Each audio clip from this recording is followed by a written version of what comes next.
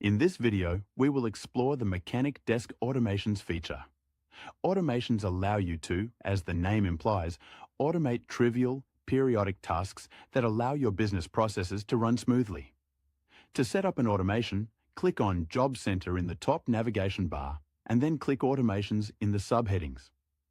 Here you can see there is an automation already configured for you for monthly stock value reports.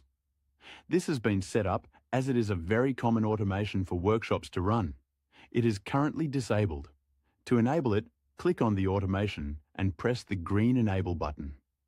If you want to set up a different automation, click on the blue New Automations button in the top right of the page to create a new one. This will bring you to the configuration page. Give the automation an appropriate name and then set the automation type. The type you choose will dictate what the automation does for you. For instance, to configure a recurring report, set the automation type to Recurring Report. This will change the available fields to match. You can then enter the desired frequency of the report and the date you want it to start. If you only want this report for a certain amount of time, enter an end date. Otherwise, leave that field blank to let it run indefinitely. Select the report you want to be generated, such as the stock value report, and tick the active checkbox. By default, the automation will send the report to the email specified in your workshop details as data export sent to. But you can enter a different address in the Send to Email field if you prefer. Next, let's look at automated service reminders. These allow you to automatically send all your reminders of a given type out at once.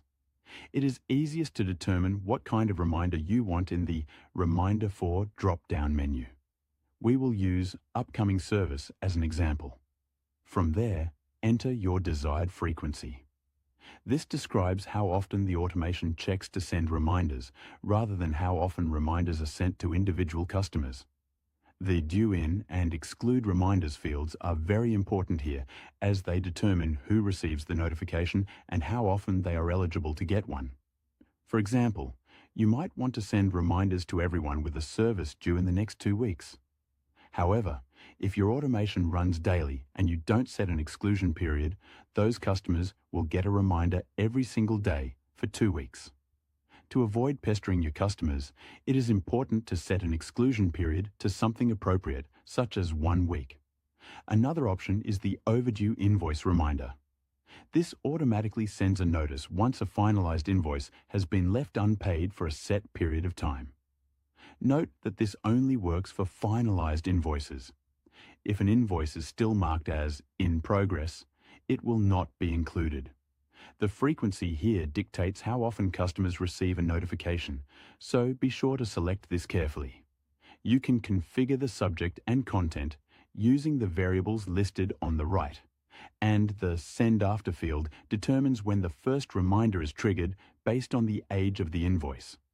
For delivery, you can choose email, SMS, or a combination where the system tries one method and defaults to the other if contact information is missing.